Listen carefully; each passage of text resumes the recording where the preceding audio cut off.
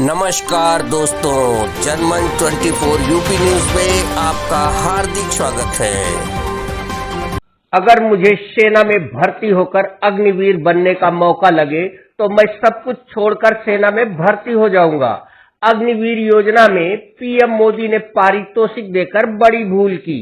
यहाँ लोग एनसीसी में प्रशिक्षण के लिए सोर्स लगाने के लिए मेरे पास आते हैं।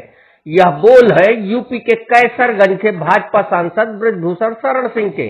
जी हां, यह वही सांसद बृजभूषण शरण सिंह है जिन्होंने मनसे प्रमुख राज ठाकरे के महाराष्ट्र में यूपी के लोगों पर अत्याचार करने पर यूपी में आकर रामलला के दर्शन करने की चुनौती दी थी।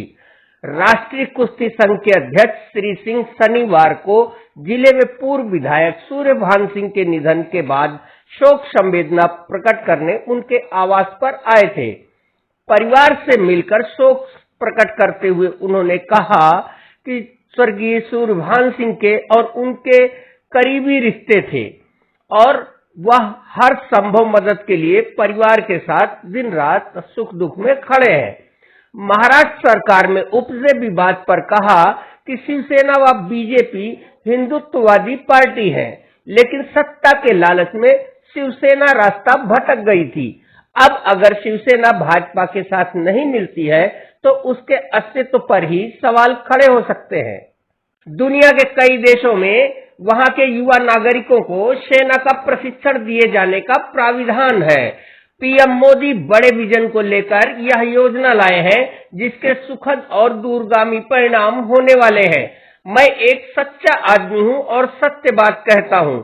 मेरी बात में तनिक भी झूठ नहीं होता। भाजपा की पूर्व प्रवक्ता नूपुर शर्मा के बारे में सवाल पूछे जाने पर भड़कते हुए कहा कि वह किसी नूपुर को नहीं जानते। पत्रकारों से बातचीत के बाद वह अगले पड़ाव की ओर हेलीकॉप्टर देकर निकल गए।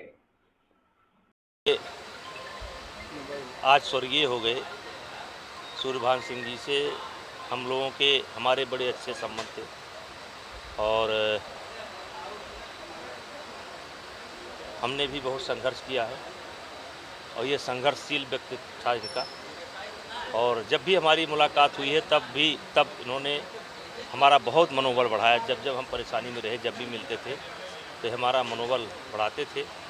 आज हम लोग उनके शोक में आए हैं। भगवान उनके आत्मा को शांति दे। और परिवार से यही मैंने कहा है कि भाई कभी भी कोई भी ज़रूरत अगर हमारे लायक पड़ती है, हम लोगों लायक पड़ती है, तो अपना भाई जान करके, परिवार जान करके हमेशा संपर्क में रहें। देखिए, शिवसेना का जो नेचुरल गठबंधन है वो बीजेपी थी और उन्होंने चुनाव के बाद उस संबंध को तोड़ा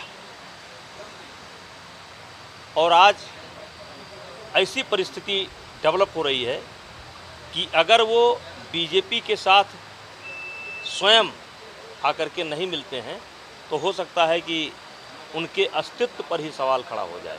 ये मैं एक सांसद के नाते नहीं, इस देश का नागरिक होने के नाते मैं कह रहा हूँ।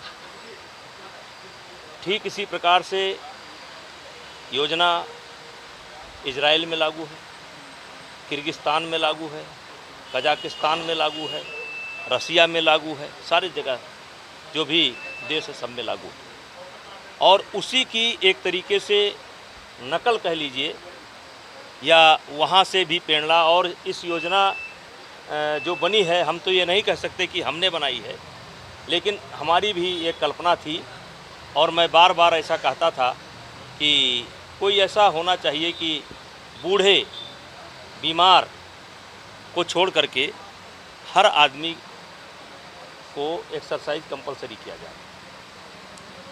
ये योजना बहुत ही सराहनीय है। अन्य देशों में भी यह योजना है, लेकिन ट्रेनिंग है, पैसा नहीं है। ट्रेनिंग है लेकिन पैसा नहीं है। मोदी जी ने जो सोचा कि बच्चों को ट्रेनिंग दी जाए, लेकिन साथ साथ उनको कुछ पारितोषिक भी दिया जाए, शायद यही भूल थी, शायद यही भूल थी। आज एनसीसी के लिए सिफारिश होती है कि सांसद जी फ़ोन कर दीजिए, हमारे बच्चे को एनसीसी मिल जाए। तो मोदी जी जो जिस बड़ी सोच के साथ आए, उसी का लोग बेजा फ़ायदा उठा रहे हैं। और मैं बच्चों से ये कहना चाहता हूँ कि 4 साल जब आप सेना के देख रेख में तपी तपाई ज़िंदगी जिएंगे, कैसे सोना है, कैसे उठना है, कैसे बैठना है, कैसे ट्रेनिंग होती है, तो आप इस देश के विशेष नागरिक बन करके लौटेंगे। फिर भविष्य आपके हाथ में है। आप पढ़ाई भी कर सकते हो, आप किसी कारोबार में भी जा सकते हो, आप आगे सेना में भी जा सकते हो। सारे ऑप्शन खुले हैं, सारे ऑप्शन खुले हैं।